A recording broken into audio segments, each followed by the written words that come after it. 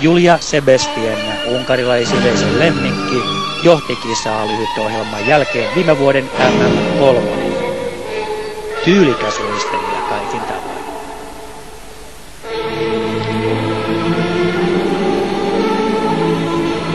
Ja hänellä ei ole mitään muita vaihtoehtoja kuin tehdä tuo täydellinen ohjelma, onnistua kaikessa tänään. Jos mieli mitalipallille. Kolmoissalkko verryttelyksi tuohon alkuun.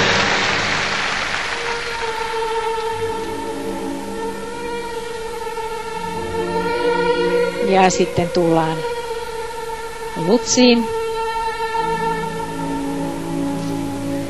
Korkea, komea, kolmoisluts kaksoistulppi yhdistelmä. Ja tässä on temperamenttia ja voimaa Julia Sebastianin luistelussa tangon tahtiin.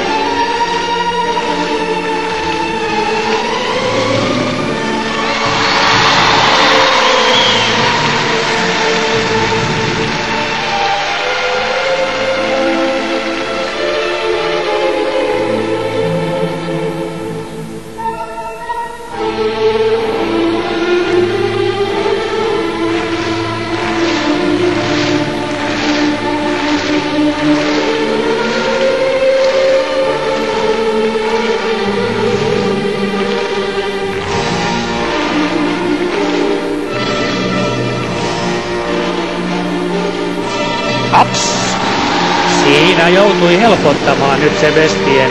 Unkarilaisyleisö ei ehkä tuohon ihan reagoinut, mutta jos vertailee nyt vaikkapa juuri nähtyyn Sokolovan vaikeuteen, niin sitä samaa ei tästä löydy, vaikka erittäin tyylikäs luistelija Sebastian. Hän on vertailussa lähinnä Jelena Liashenkoon, jonka ohjelma oli täysin puhdas. Ja siinä mielessä vertailu käy tietysti vasta vapaaluistelun kakkossijaa. Kyllä, mutta jos hän jää kolmanneksi tässä vapaa-ohjelmassa, myös Sokolova tulee takaa ohi.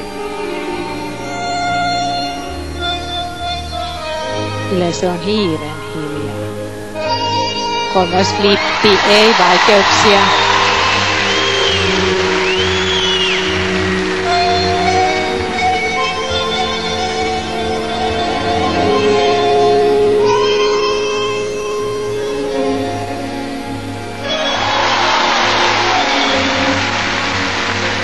Ja tulpissa pieni nöyrtyminen tuossa alastulokaarella, mutta hän saa korjattua sen yhdistelmäksi. Kyllä on tiukka paikka Julia Sebastianilla. Hän selvästi joutuu hieman pinnistämään, mutta selviää siitä kyllä upeasti. Myös esittämisen osalta ohjelma on kyllä korkeatasoinen. Sitten Axel.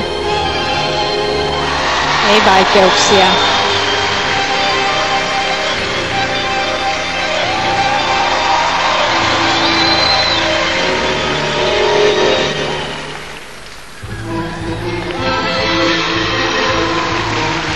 Sarja.